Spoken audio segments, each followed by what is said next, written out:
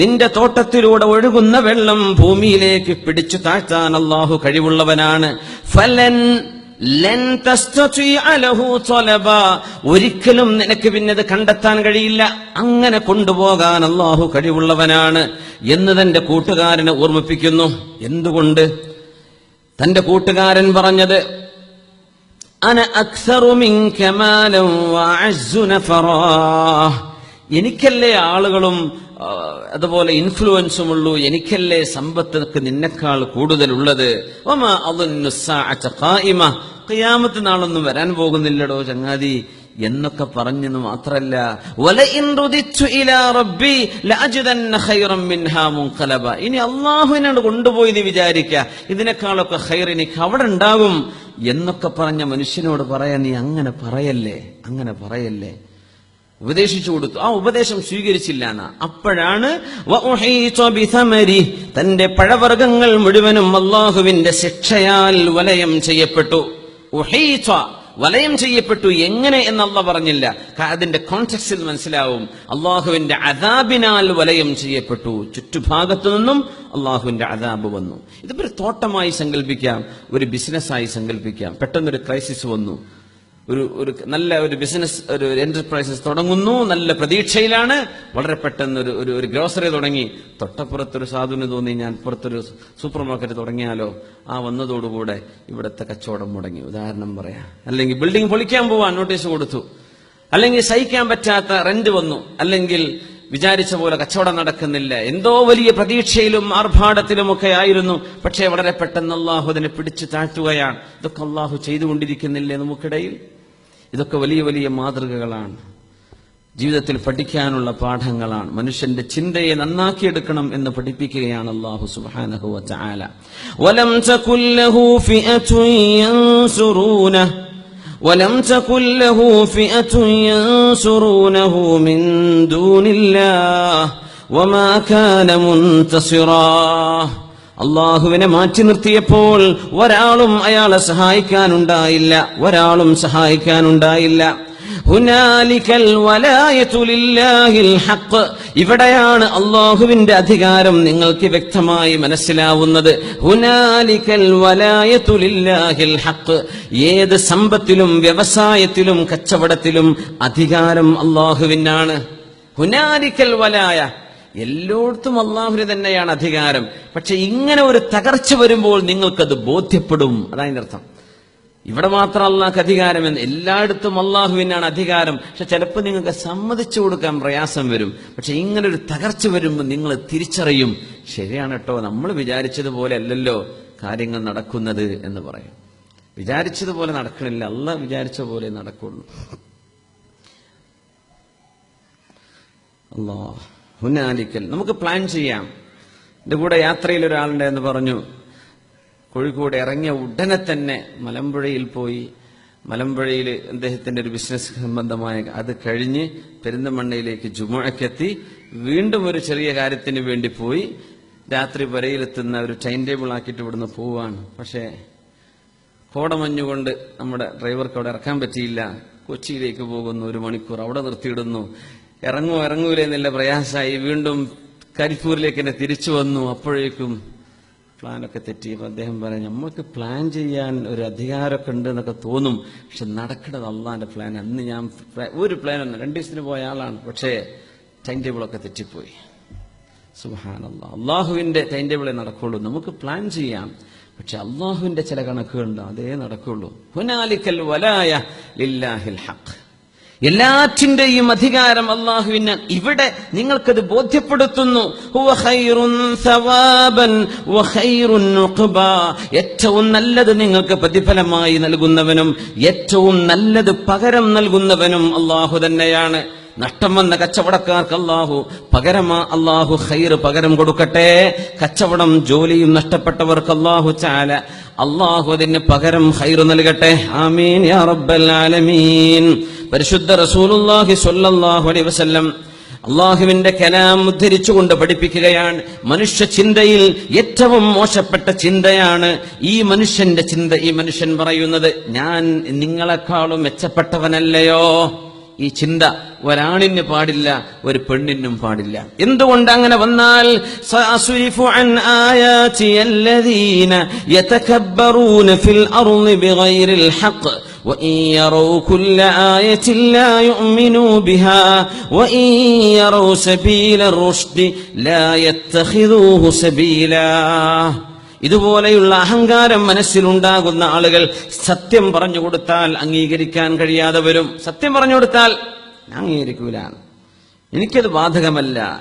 മുത്തുനബി തങ്ങൾ പറയുകയാണ് സല്ലല്ലാഹു അലൈഹി വസല്ലം, മൻ തഅല്ലമ ഫീ നഫ്സിഹി വഖ്താല ഫീ മിശ്യതിഹി ലഖിയല്ലാഹു വഹുവ അലൈഹി ഗദ്ബാൻ. മൻ തഅല്ലമ ഫീ നഫ്സിഹി, ഏതെങ്കിലും ഒരാൾക്ക് സ്വന്തം ശരീരത്തിനുള്ളിൽ മനസ്സിനുള്ളിൽ തോന്നുകയാണ് ഞാൻ വലിയൊരാളാണ് എന്ന് ഒരാൾക്ക് തോന്നിയാൽ, മൻ തഅല്ലമ ഫീ നഫ്സിഹി വഖ്താല ഫീ മിശ്യതിഹി, നടക്കുന്ന നടത്തത്തിൽ അഹങ്കാരത്തിന്റെ സ്വഭാവം നടത്തത്തിൽ കൊണ്ടു നടക്കുകയുമെങ്കിൽ, മനസ്സിലെങ്ങനെയാണ് പ്രത്യക്ഷത്തിൽ കാണുന്നുണ്ട്, ലഖിയല്ലാഹ വഹുവ അലൈഹി ഗദ്ബാൻ, അല്ലാഹുവിനെ കണ്ടുമുട്ടുമ്പോൾ അല്ലാഹു ഈ മനുഷ്യനെ നോക്കി ദേഷ്യപ്പെടുമെന്ന് മഹാനായ റസൂലുള്ളാഹി സ്വല്ലല്ലാഹു അലൈഹി വസല്ലം. അതുകൊണ്ട് നമുക്ക് ഈ ചിന്ത പാടില്ല.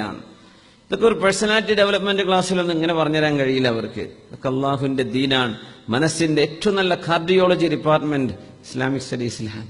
ഏറ്റവും നല്ല കാർഡിയോളജി, മനുഷ്യന്റെ ഹൃദയത്തെ ശരിക്കങ്ങ് പൊളിച്ചെടുത്ത് ഓപ്പറേറ്റ് ചെയ്യുന്നത് നബി തങ്ങളുടെ ഈ വാക്കുകളാണ് സല്ലല്ലാഹു അലൈഹി വസല്ലം. അപ്പോഴേ കൽബങ്ങട്ട് ശരിയാവുള്ളൂ.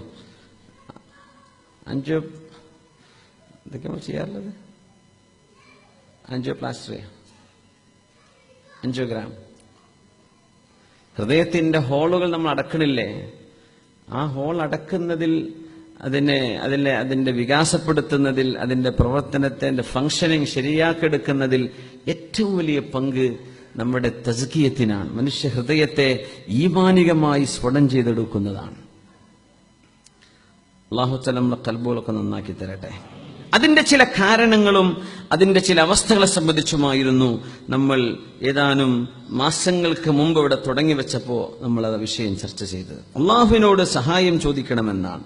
അൽ-ഇസ്തിആനതു ബില്ലാഹ്, അള്ളാഹുവേ എന്റെ ഹൃദയം നന്നാക്കി തരണമേ എന്ന് റബ്ബിനോട് ചോദിക്കണം. നമ്മുടെ ഹൃദയം മോശമാകുമ്പോഴാണ് മറ്റുള്ള ആളുകളെ സംബന്ധിച്ച് നമ്മൾ മോശമായ അഭിപ്രായം പറയാം.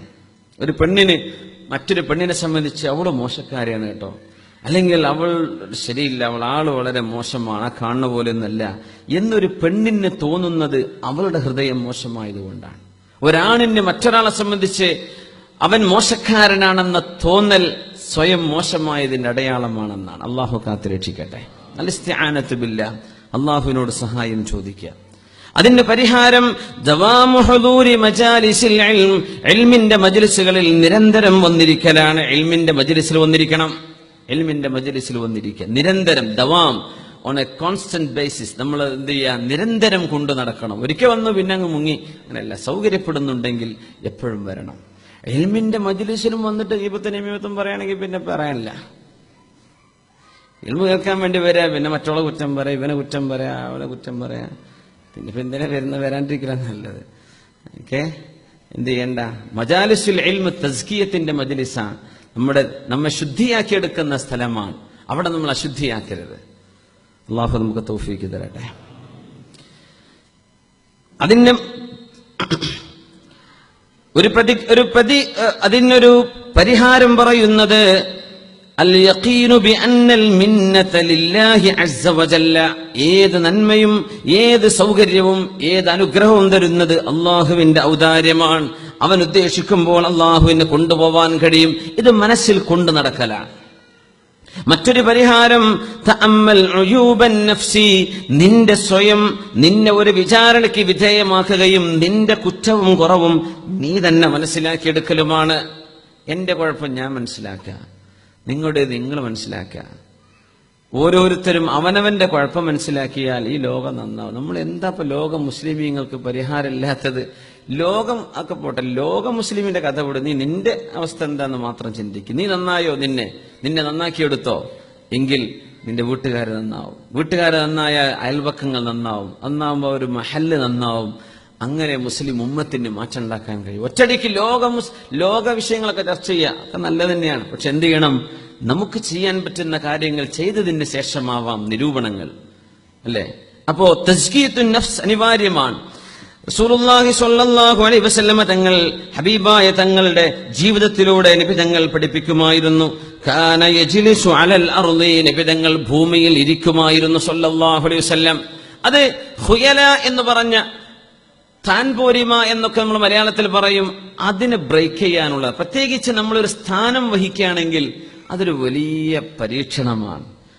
ഏത് 4 മെമ്പർമാരുള്ള സംഘടനയുടെ നേതാവാണെങ്കിലും ഞാനൊരു പ്രസിഡന്റ് ആണല്ലോ, ഒരു സെക്രട്ടറി ആണല്ലോ, ഖജാൻജി ആണല്ലോ എന്ന് പറയുമ്പോൾ അതിനൊക്കെ ഒരു തരം ഒരു ഹുയല ഖൽബിന്റെ ഉള്ളിലിങ്ങോട്ട് വരും. അത് വരാതിരുന്നാൽ വലിയ ഭാഗ്യമാണ്. വലിയ സൂപ്പർ മാർക്കറ്റിന്റെ ശൃംഖല ഉണ്ടാവുള്ള ഒരാളും, വലിയ വലിയ ഇഷ്ടം പോലെ പറഞ്ഞാൽ തീരാത്ത കമ്പനികളുള്ള ഒരാളും അയാളുടെ ലെറ്റർ ഹെഡിൽ അല്ലെങ്കിൽ വിസിറ്റിംഗ് കാർഡിൽ എഴുതുന്നത് അതിന്റെ MD, മാനേജിംഗ് ഡയറക്ടർ എന്നാണ്. ഏതെങ്കിലും ഒരു ഗ്രോസറിയിൽ 7 ആൾ കൂടി ഉണ്ടായാൽ ഒരുത്തതിന്റെ മെമ്പറായിട്ട് ഓനും എഴുതുന്നത് MD തന്നെയാണ്, അല്ലേ? ഗ്രൂപ്പ് ഓഫ് കമ്പനീസിന്റെ MD ആണെന്നൊക്കെ എഴുതും ചിലവർ. അതിൽ ചിലപ്പോൾ 5% ഉണ്ടാവുള്ളൂ ഷെയർ, എന്നാലും എഴുതും ഞാൻ MD ആണ്. എന്താണെന്നറിയോ? അത് എഴുതുമ്പോൾ ഒരു സുഖമുണ്ട്. ആ കാർഡ് ഇങ്ങോട്ട് ഉണ്ടോന്നാ ചോദിക്കല്. എന്റെ അടുത്തുണ്ട്, ഇങ്ങടുത്തുണ്ടോന്ന് അതിന്റെ അർത്ഥം. അപ്പൊ അതിലൊക്കെ ഒരു തരം ഹുയല കടന്നു വരും. നമ്മൾ വിചാരിക്കും അതൊക്കെ തഹ്സബൂനഹു ഹയ്യിന, നമ്മളതൊക്കെ വളരെ നിസ്സാരമാണെന്ന് വിചാരിക്കും. പക്ഷേ വഹു ഇൻദല്ലാഹി അദീം, വളരെ ഗൗരവതരം. അതുകൊണ്ടാണ് കടകിന്റെ അത്ര ഒരു മനുഷ്യന്റെ ഹൃദയത്തിൽ അഹങ്കാരമുണ്ടെങ്കിൽ സ്വർഗം അവർക്ക് കിട്ടൂല എന്ന് റസൂലുള്ളാഹി സ്വല്ലല്ലാഹു അലൈഹി വസല്ലം. എന്താ കടകിന്റെ അത്ര എന്ന് പറഞ്ഞാൽ എത്രയാണ് നിങ്ങള്? ഈ ബോർഡിന്റെ അത്ര അല്ലെങ്കിൽ ഈ സ്റ്റേജിന്റെ അത്ര ഒന്നല്ല. കടുക് എന്ന് പറഞ്ഞാൽ എത്ര? നിലത്തൊരു കടുക് കൊണ്ടേ കാണൂ ചിലപ്പോ, അത്ര കുറച്ച്. അപ്പൊ നമുക്കങ്ങനെ തോന്നൂലേ? തോന്നുമെങ്കിൽ തോന്നരുത്. അതിന് നമ്മളെ തന്നെ പാകപ്പെടുത്തിയെടുക്കുക.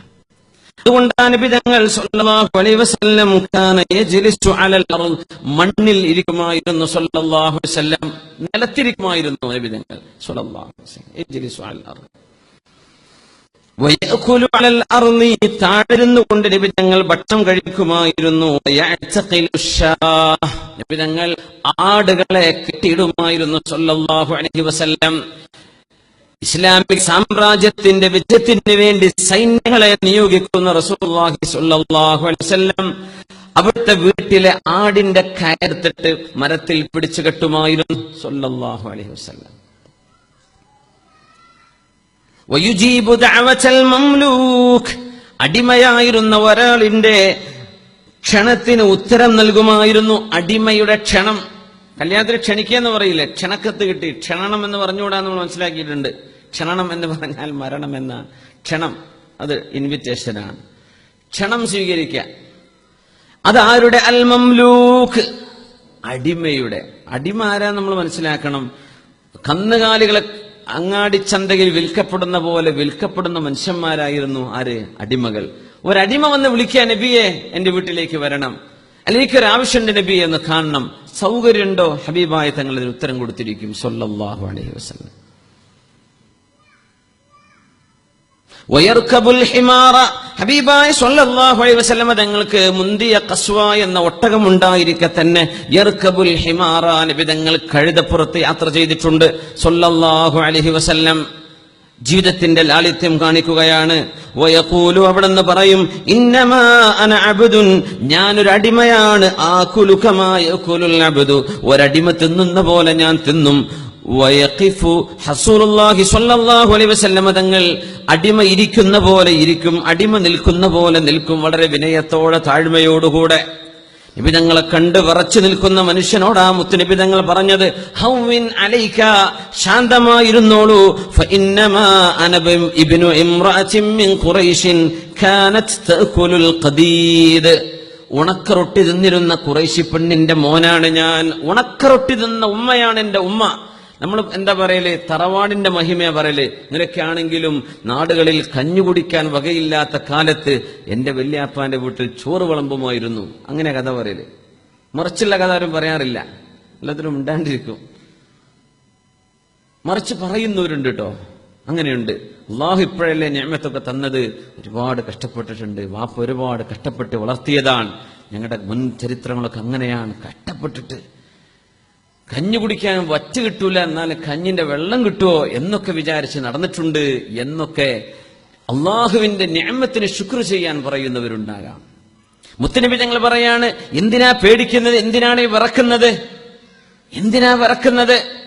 ഉണക്കറൊട്ടി തിന്നിരുന്ന ഒരു പെണ്ണ് ആമിന ബീവി റളിയല്ലാഹു അൻഹയുടെ മോനാണ് ഞാൻ. എന്റെ ഉമ്മ ഉണക്കറൊട്ടി തിന്നിരുന്ന പെണ്ണാണ്. അങ്ങനത്തെ ഒരു ഉമ്മയുടെ മോനാണ് ഞാൻ. എന്നെ കാണുമ്പോ എന്തിനാണ് നിങ്ങൾ വിറക്കുന്നത്? അത് നബി തങ്ങളുടെ മുഖത്ത് സല്ലല്ലാഹു അലൈഹി വസല്ലം ഒരു തരം വഖാറുണ്ടായിരുന്നു, ഒരു വലിയൊരു ഗാംഭീര്യം ഉണ്ടായിരുന്നു. Whoever met him for the first time was filled with awe. നബിയെ കാണുമ്പോൾ എന്തെന്നില്ലാത്തൊരു ഭീതിയും ബഹുമാനവും നിറയുമായിരുന്നു സല്ലല്ലാഹു അലൈഹി വസല്ലം. അങ്ങനെയായിരുന്നു ഹബീബായ സല്ലല്ലാഹു അലൈഹി വസല്ലം. അത് നബി തങ്ങളുടെ ഒരു പ്രത്യേകതയാണ്. തങ്ങളത് തങ്ങൾ കാണിക്കല്ല, പക്ഷെ തങ്ങളുടെ മുഖത്തത് ഉണ്ടായിരുന്നു. അതുകൊണ്ടാണ് സ്വഹാബിമാരൊക്കെ പറയുന്നത്, മാ കുന്നാ നംലഉ, ഞങ്ങളുടെ കണ്ണുകൾ നബിയെ നോക്കി നിറക്കാൻ ഞങ്ങൾക്ക് കഴിയുമായിരുന്നില്ല. നബിന്റെ മുഖത്തേക്ക് തന്നെ നോക്കി നിൽക്കാൻ കഴിയൂല സല്ലല്ലാഹു അലൈഹി വസല്ലം. അത്രയും ഗൗരവമുള്ള ഒരു സ്വഭാവം അള്ളാഹുവിന്റെ ഹബീബിന്റെ മുഖത്ത് സല്ലല്ലാഹു അലൈഹി വസല്ലം നബി തങ്ങളുടെ മുഖത്തുണ്ടായിരുന്നു.